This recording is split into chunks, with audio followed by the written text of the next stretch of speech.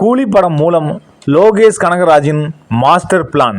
எதற்காக அமீர்கான் கேமியோ ரோலில் நடிக்கின்றார் உங்களுக்கு தெரியுமா? ரஜினிகாந்த் நடிக்கும் கூலி படத்தில் கேமியோ ரோலில் சம்மதம் கேட்டு முடிவு ஆன பிறகே லோகேஷ் கனகராஜ் அடுத்த படத்துக்கான கதையை தயாராக்கி வைத்துவிட்டார். அதுவும் பிரம்மாண்ட படமாக அமீர்கானை மனதில் வைத்துத்தான் அவர் கதை எழுதியிருக்கின்றார். அதனால் அடுத்த படம் அமீர்கான் கூடத்தான் படம் எடுக்கப் போவதாக வட்டாரத்தில் எல்லோரும் பேசிக்கொண்டிருக்கின்றார்கள். இது உண்மையும் கூட. ஒன்று சிந்திச்சு பாருங்க, இந்த படத்தில் ரஜினிகாந்த் படத்தில் எதுக்காக கடைசியாக கேமியோ ரோலில் வந்து நடிக்கணும்? காரணம், அடுத்த படத்துடைய தொடக்கம் இந்த கூலி படத்து கிளைமேக்ஸில் இருக்குது. அதான் படத்தை தொடங்கி வைக்கிறார் அமீர்கான். அடுத்த படத்தை கூலி படம் மட்டும் 800-1000 கோடி ரூபா வசூல் சாதனை செய்துட்டுனா வரக்கூடிய அடுத்த அமீர்கானோடைய படம் இதை விட மிகப்பெரிய பிரம்மாண்ட படமாக இருக்கும். லோகேஷ் கனகராஜை பற்றி சொல்ல வேணும். ரஜினிகாந்துக்கு படம் எப்படி எடுத்திருப்பாருன்னு எல்லாருக்கும் தெரியும். அதுபோல் அமீர்கான் ஆகும்போது அவருக்கு எது போல படம் செய்யணும்னு அவருக்கு தெரியாதா? அதான் நான் சொன்னது, அடுத்த படத்துடைய பூஜை இந்த கூலி படத்தில் கிளைமேக்ஸில் தொடங்குது. கூலி படத்தோட கடைசி கிளைமேக்ஸில் பிரம்மாண்ட சீனு ஒன்று இருக்குன்னு எல்லாருமே சொல்லிட்டு இருக்காங்க.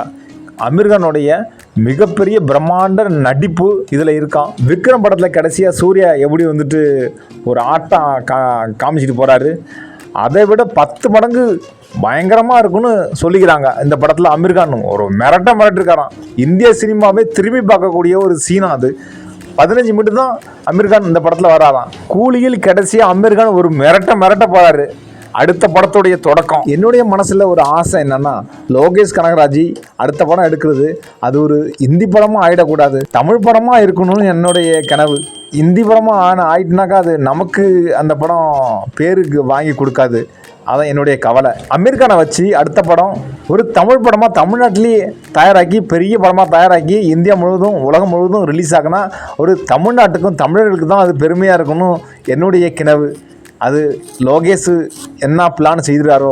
யதார்த்த மனம் கொண்ட லோகேஷ் கனகராஜ், யதார்த்த குணம் கொண்ட லோகேஷ் கனகராஜ் நல்ல மனசுள்ள மனிதராக வாழ்ந்து கொண்டிருக்கின்றார்.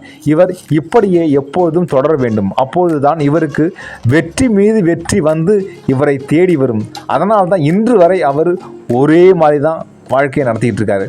எவ்வளோ பேர் புகழ் வந்தாலும் ஒரே நிதானமாக இருக்கார் லோகேஷ் கனகராஜ். அதனால தான் வெற்றி அவரை வந்து தேருது. இவ்வளோ பெரிய நடிகரை வச்சு சினிமா தயாராக்கக்கூடிய வாய்ப்பு இவர் கிடச்சிருக்கு. தமிழ்நாட்டு இளைஞர்களே, லோகேஷ் கனகராஜை பார்த்து கற்றுக்குங்க. ஒரு மனிதரும் இவர் போல் வாழணும்.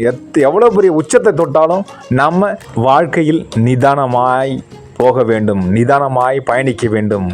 முன் செல்லும்போ பின்னும் திரும்பி பார்க்க வேண்டும். அது லோகேஷ் கனகராஜ் ஒரு உதாரணம். லோகேஷ் கனகராஜ் மேலும் மேலும் வளர என்னுடைய வாழ்த்துக்கள். வீடியோ பிடிச்சா லைக், சப்ஸ்கிரைப் பண்ணுங்கள்.